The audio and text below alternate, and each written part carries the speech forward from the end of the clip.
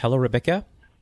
Hello. Yes, so you're the executive director for the Humane Society International? In Canada. In Canada, yes. Okay.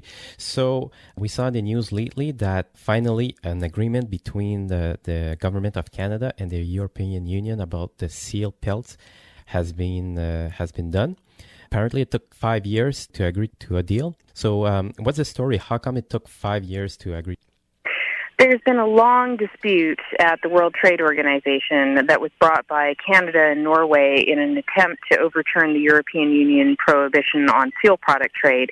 And twice the World Trade Organization ruled in favor of the European Union, essentially upholding the right of nations to prohibit trade in products of cruelty to animals. And as a result of the latest decision from the World Trade Organization, the Canadian government seems to have accepted that commercial trade in seal products will no longer be prohibited in the EU, and has therefore decided to work with the European Union to ensure that products of traditional Inuit seal hunts can still access the EU market. We were talking about the interpretation of the ban. So basically, when the products come from Inuit Nation compared to other commercial industries, how do we make the difference? Well, the Inuit seal hunt in Canada happens in a very different part of the country than the commercial seal hunt. It happens at a much smaller scale and for very different reasons. The Inuit seal hunt happens for subsistence, and so the meat of the seals are consumed by the local community, and the skin trade is really a byproduct of what we call the meat hunt. In contrast, in the commercial seal hunt, we have a slaughter of baby seals that exist primarily for fur. The carcasses are almost always discarded at sea or left to rot on the ice. So it's what we would almost call a single organ trade. And for many reasons, the commercial seal hunt in Atlantic Canada has been deemed by veterinary experts to be inherently inhumane because of the environment that they're working in out there, because of the speed at which they have to operate to be commercially viable. For a whole bunch of reasons, this slaughter can never be made humane. And for that reason, humane societies, including the Humane Society of the United States and Humane Society International, have for many years tried to shut it down. The Inuit seal hunt, which occurs in the Arctic, has happened for thousands of years. It's a subsistence hunt, and again, much smaller in scale. And the skins that are traded are really incidental to the real reason why this hunt occurs, which is to feed communities. I've heard from various forum and discussion group with sealers, commercial sealers, that their hunt is also a subsistence hunt since it affects their income and their job, and apparently there's no other income source in that area. So can we call the commercial hunt also a subsistence hunt, meaning that they have no job alternative? Absolutely not, and I'm afraid that you've been misinformed. The people that are conducting the commercial seal hunt are commercial fishermen. They make the vast majority of their income from regular commercial fisheries and only a tiny fraction from killing seals. As a result, we are arguing that a sealing industry buyout, which would be a simple plan where the Canadian government would compensate fishermen for for retiring their sealing licenses and then invest in economic alternatives, would probably put more cash into the pockets of the people conducting the hunt than the seal hunt ever could. It's an industry that could be easily phased out and replaced by the federal government in a heartbeat if it chose to do so. This timing of the government to switch or to finally have an agreement, they probably had to back down or to reverse into some of their the aspect that they wanted to hold on. Is there maybe like a hidden strategy by the Canadian government? Some forums also talk about that they will use some Inuit names as enterprise owner, and it will be commercial hunters that will hunt under those Inuit enterprise. Is that possible? Well, that's where organizations like mine come in. Our goal is to ensure proper certification of Inuit products, so ensuring that the products that are traded in the EU under the exemption that's provided for traditional Inuit hunts are indeed Inuit origin. So we have to make sure that those products are traced directly back to the source and that there's no opportunity to create loopholes for the commercial sealing industry to go through. Some pro sealers also mention that we always targeting the sealers and the seal hunt, and that there's other types of hunt that are on a much larger scale that organization like yours, like the HSI, doesn't target. Is there are the campaigns that the HSI are working on towards animal fur and hunting?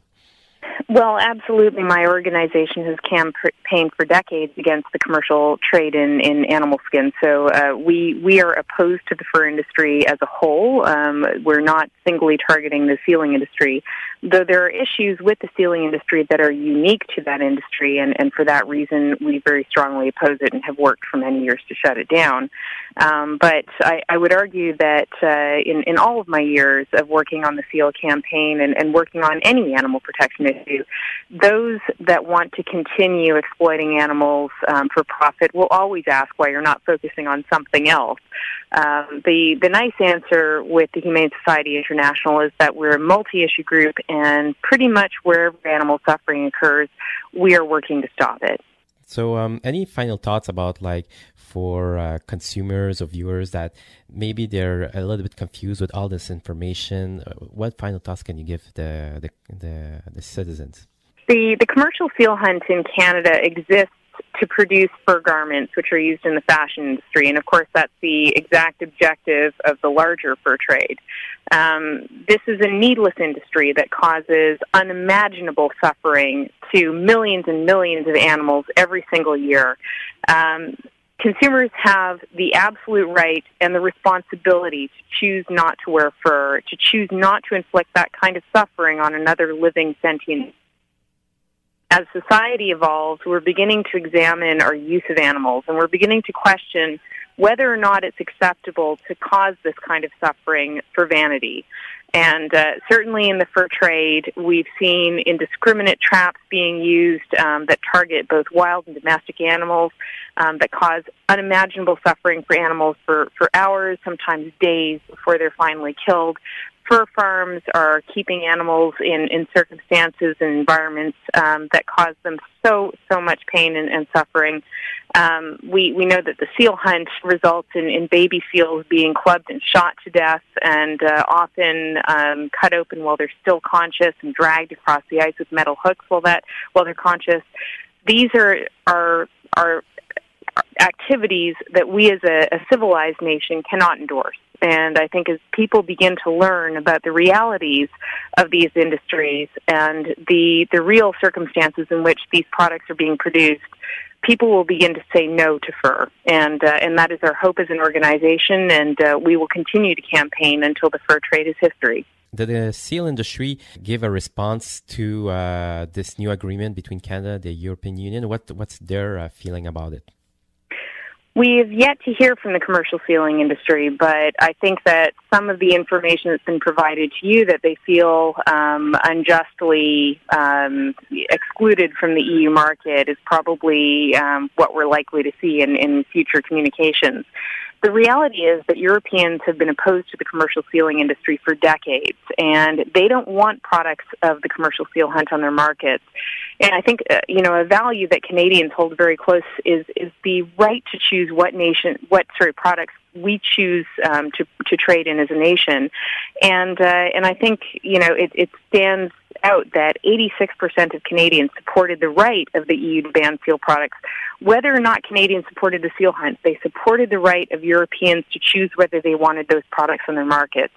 So the reality is, if Canadians are so in favor of the commercial seal hunt, why are we not trading seal products here? The reality is that most Canadians oppose the commercial seal hunt, and that's why products of the commercial seal hunt are exported every single year to places around the world that have yet to learn about the cruelty that's involved in producing them. So the commercial sealing industry may fight back against the European Union ban, but Canadians as a whole stand by the right of the EU to ban these products. So thank you, Rebecca, for clarifying all this issue. Thank you again for your work, the HSI International. Thank you so much.